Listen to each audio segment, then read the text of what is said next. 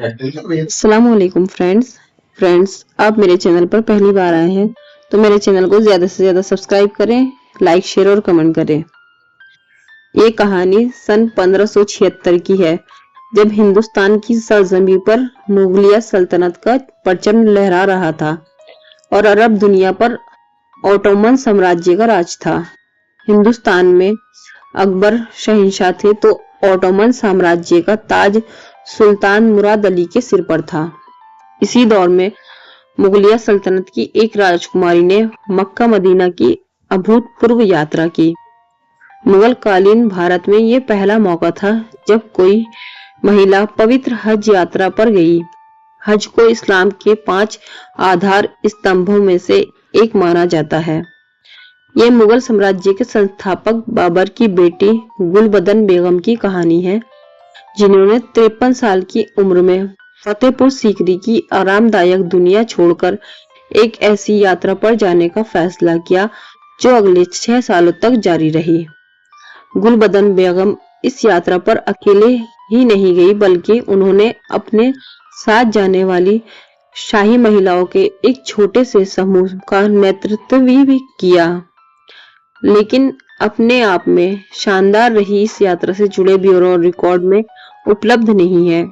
इतिहासकार मानते हैं कि शायद इसकी वजह एक ये रही हो कि दरबार के पुरुष इतिहासकारों ने महिला यात्रियों के मान सम्मान के नाम पर उनकी यात्रा से जुड़े तथ्यों को जाहिर नहीं किया। इतिहासकार और लेखक रूबी लाल ने अपनी किताब vagabond princess the great adventures of Gulbadan में इस यात्रा का जिक्र किया है। रूबीलाल लिखती हैं कि गुलबदन बेगम की इस यात्रा में बहादुरी के साथ साथ करुणा और विद्रोह से जुड़ी घटनाएं भी शामिल है। गुलबदन बेगम को मुगल साम्राज्य की पहली और इकलौती महिला इतिहासकार माना जाता है।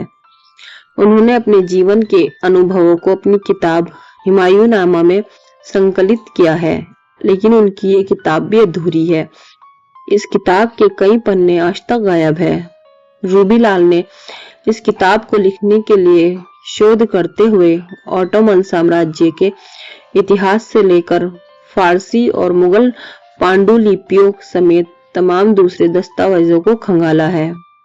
वह कहती हैं, गुलबदन एक ऐसे दौर में लिख रही थी जब तत्कालीन इतिहासकारों की ओर से शाही हस्तियों की ओर से लिखी गई रचनाओं की प्रतिमा या बनाना आम बात थी, लेकिन गुलबदन की किताब की एक भी पूर्ण उपलब्धि नहीं है।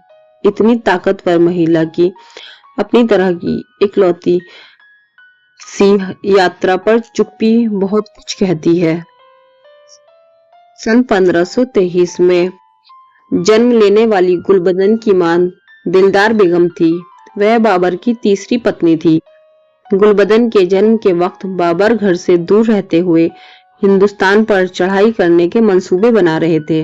जब ये जंग शुरू हुई तो बाबर का घर आना कम हो गया। गुलबदन जल्द ही इसकी अभ्यस्त भी हो गई, लेकिन घर के सबसे ताकतवर शख्स के साथ कभी कभार मिलने का ये सिलसिला आगे भी जारी रहा। पिता बाबर के बाद सौतेले भाई हुमायूं और भतीजे अकबर के साथ भी उनके मिलने जुलने का सिलसिला ऐसा ही रहा। लेकिन जब शाही खानदान के पुरुष साम्राज्यों का विस्तार देने के लिए जंगें लड़ रहे थे, तब गुलबदन मजबूत महिलाओं के साये में बड़ी हो रही थी। ये महिलाएं बाबर की मां, चाची, बहनें, बेगम और उनकी बेटियां थीं। इन महिलाओं की दरबारी गतिविधियों में अहम भूमिका थी।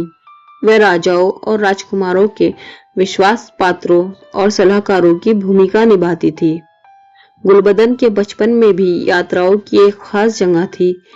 बाबर के आगरा तक साम्राज्य फैलाने के बाद वह 6 साल की उम्र में काबुल से आगरा की यात्रा करने वाली पहली मुगल महिला बनी। इसके बाद वह एक विवाहित महिला के रूप में काबुल वापस आई, जब अफगान राजा शेरशाह सूरी ने उनके परिवार को हिंदुस्तान से बाहर निकाल दिया। ये यात्राएं महीनों तक जारी रहा करती थी। गुलबदन बेगम शाही परिवार की दूसरी महिलाओं के साथ पहाड़ी रास्तों से गुजरते हुए जोखिम भरी यात्राएं किया करती थी। इन यात्राओं के दौरान वह दुश्मनों के साथ साथ तमाम दूसरी मुश्किलों का भी सामना करती थी। रूबीलाल कहती हैं, मुगलिया महिलाएं खानाबदोश जीवन शैली की अभ्यस्त थी। वे युद्ध लड़ रहे थे, अपने पतियों के साथ लगातार नई जगहों पर पलायन करने और अस्थायी शिविरों में रहने की अभ्यस्त थी। रूबीलाल कहती हैं कि शायद यात्रा करने की इसी आदत की वजह से उन्होंने अपने भतीजे अकबर से हज यात्रा पर जाने की इजाजत मांगी। अकबर का सबसे बड़ा सपना मुगलिया सल्तनत का परचम फहराना था। वह जैसे जैसे हिंदुस्तान में आगे बढ़ रहे थे, वैसे वैसे खुद को एक पवित्र शख्स के रूप में दिखाने की कोशिश कर रहे थे। वो पहला ऐसा मुगल बादशाह बना जिसने मुगल महिलाओं को बिल्कुल अलग थलग कर हरम की चार दीवारी के अंदर रखने का फैसला किया। रूबी लिखती है, शाही हरम में बादशाह के अलावा किसी को भी जाने की इजाजत नहीं थी। इस हरम में सुंदर और कुंवारी लड़कियां रहती थी। यह एक तरह से इस बात का सबूत था कि मुगल बादशाह की स्थिति लगभग दैवीय है। लेकिन जिंदगी में आए इस ठहराव ने गुलबदन को परेशान कर दिया। साल 1576 के अक्टूबर महीने में उन्होंने अकबर से कहा कि वह हज करना जाना चाहती हैं, क्योंकि उन्होंने इसके लिए मन्नत मांगी थी। अकबर ने इस यात्रा के लिए 2 आलीशान मुगल जहाजों सलीमी और इलाही को इस्तेमाल करने की इजाजत दी। इस महिला दल के साथ सोने चांदी से भरे बक्से गए, जिन्हें खैरात के रूप में बांटा जाना था। इसके साथ ही हजारों रुपए कीमत की नकदी और 12,000 सम्मान की पोशाकें भी गईं। रूबीलाल ने अपनी किताब में लिखा है, जब लाल पत्थर वाली मुगलिया राजधानी फतेहपुर सीकरी की गलियों से इन महिलाओं का काफिला गुजर रहा था, तो इन्हें देखने के लिए सड़कों पर आम महिलाओं और पुरुषों की भीड़ मौजूद थी। लेकिन इस यात्रा की शुरुआत ही खतरों से हुई। मक्का जाने वाला समुद्री रास्ता पुर्तगालियों के नियंत्रण में था, जो मुसलमान जहाजों को लूटने और जलाने के लिए कुख्यात थे। ईरान से होकर जाने वाला जमीनी रास्ता भी इतना ही जोखिम भरा था, क्योंकि इस रूट पर चरमपंथी गुट हुआ करते थे, जो यात्रियों पर हमला कर देते थे। इसी वजह से गुलबंद और उसके साथ कई महिलाएं लगभग 1 साल तक सूरत में फंसी रही, ताकि वे अपनी यात्रा के दौरान पुर्तगालियों से बच सकें। इसके बाद वे अगले 4 दिनों तक गर्म रेगिस्तान पर ऊंट की सवारी करके मक्का पहुंची। उनकी इस यात्रा को सबसे दिलचस्प पहलू मक्का पहुंचने के बाद आया, क्योंकि उन्होंने अपने साथी गई महिलाओं ने अगले 4 साल तक अरब दुनिया में रहने का फैसला किया। रूबीलाल लिखती हैं, जिस तरह वे हरम छोड़ने पर एकमत थी, उसी तरह वे रेगिस्तानी दुनिया में खानाबदोश जीवन जीते हुए आध्यात्मिकता की तलाश करने पर एकमत थी। गुलबदन और उनकी साथी महिलाओं ने जब दान देना शुरू किया, तो उनकी हर जगह चर्चा होने लगी।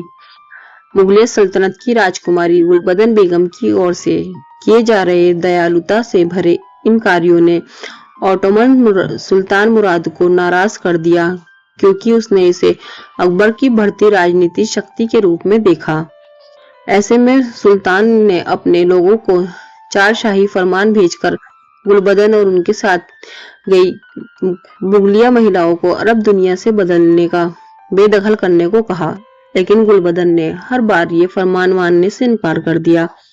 रूबीलाल लिखती है, एक मुगल महिला की ओर से विद्रोह की ये अभूतपूर्व घटना थी। यह बताती है कि वह अपनी आजादी को लेकर कितनी समर्पित थी। इसके बाद सुल्तान ने उनकी जिद से आजिज आकर इन महिलाओं के खिलाफ तुर्की भाषा में एक ऐसे शब्द का इस्तेमाल किया जिससे अकबर नाराज हो गया।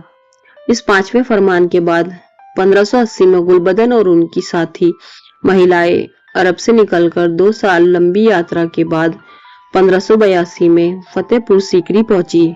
उनकी वापसी के बाद भी उन्हें एक नवाब के रूप में देखा गया। यही नहीं, अकबर ने उन्हें अकबरनामा में योगदान देने को भी कहा। अकबरनामा में गुलबदन बेगम की इस यात्रा का विस्तार से जिक्र है। लेकिन अरब दुनिया में उनके बिताए गए वक्त और सुल्तान मुराद की ओर से बाहर निकालने से जुड़ी घटनाओं का जिक्र नहीं है। यही नहीं, ये जिक्र कहीं और भी उपलब्ध नहीं है। फ्रेंड्स, आपको ये जानकारी कैसी लगी मुझे कमेंट में बताइए, और गुलबदन से जुड़ी हुई जानकारी आपको चाहिए तो मेरे चैनल को सब्सक्राइब करें, लाइक शेयर और कमेंट करें। शुक्रिया। अल्लाह हाफिज।